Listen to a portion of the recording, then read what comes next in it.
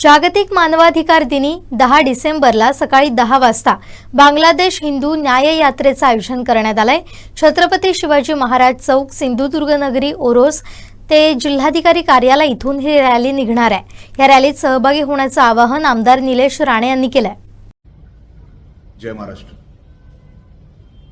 बांगलादेशामध्ये हिंदूंवर जो अत्याचार चालू आहे तो आपण सगळं सोशल मीडियावर आणि वेगवेगळ्या प्लॅटफॉर्मवर बघत आहोत।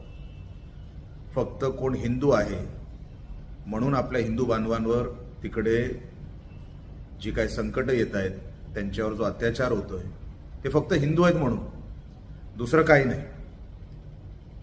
आणि म्हणून आपण कधी ह्या विषयामध्ये काय विचार करणार आहोत की नाही। कुठल्या तरी देशामध्ये कोणतरी कुठे गाडी खाली येतं, 2 गोळ्या खातं आणि त्याच्यासाठी अख्ख्या जगाचं लक्ष त्यांच्याकडे वळतं, त्यांच्या देशाकडे वळतं।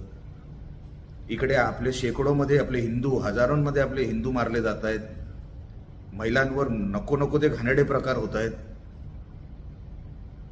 गोळ्या घातल्या जात आहेत, मुली पळवल्या जातात। हे काय आपण उघड्या डोळ्यांनी कसं बघत बसायचं। या 10 डिसेंबरला आपण राष्ट्रीय मानवाधिकार दिन साजरा करतो। मानवाधिकार हा दिन साजरा करण्यासाठी आपण सगळ्यांनी एकत्र आलं पाहिजे।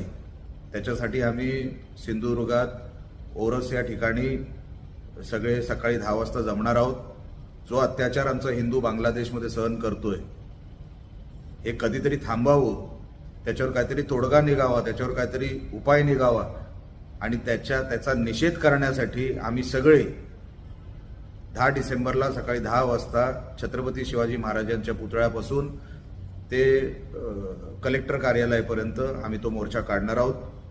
मोठ्या संख्येने आपले सिंधुदुर्गवासी असतील, रत्नागिरीवासी असतील, ज्यांना वाटत असेल की मी हिंदू आहे आणि मी जसा हिंदू आहे, मी जसा इथे माझ्या देशामध्ये जगतो तसा प्रत्येक वेगवेगळ्या देशांमध्ये जगणारा हिंदू हा त्याच मानाने सन्मानाने जगला पाहिजे। आणि जे भयावह परिस्थिती आहे आमच्या हिंदूंवर तिथे बांगलादेशमध्ये आली आहे, त्यांना कसंही करून त्यांची सुटका झाली पाहिजे, त्यांचे जीव वाचले पाहिजे, आमच्या माता भगिनींचे तिकडे जीव वाचले पाहिजे। ह्याच्यासाठी आपल्या सरकारने पावलं उचलावीत आणि जे काही करणं शक्य आहे आमच्या त्या हिंदू बांधवांसाठी करावं, हिंदू कुटुंबांसाठी करावं। हे कधी ना कधीतरी थांबलं पाहिजे। एवढ्यासाठीच आम्ही हा मोर्चा येणाऱ्या 10 तारखेला राष्ट्रीय मानवाधिकार दिनाच्या निमित्ताने आम्ही तो काढणार आहोत। मोठ्या संख्येने हिंदू बांधव त्याच्यामध्ये सामील व्हावेत, मोठ्या संख्येने ताकदीने उतरावं, एवढंच या निमित्ताने आपल्याला मी सांगतो। जय हिंद, जय महाराष्ट्र।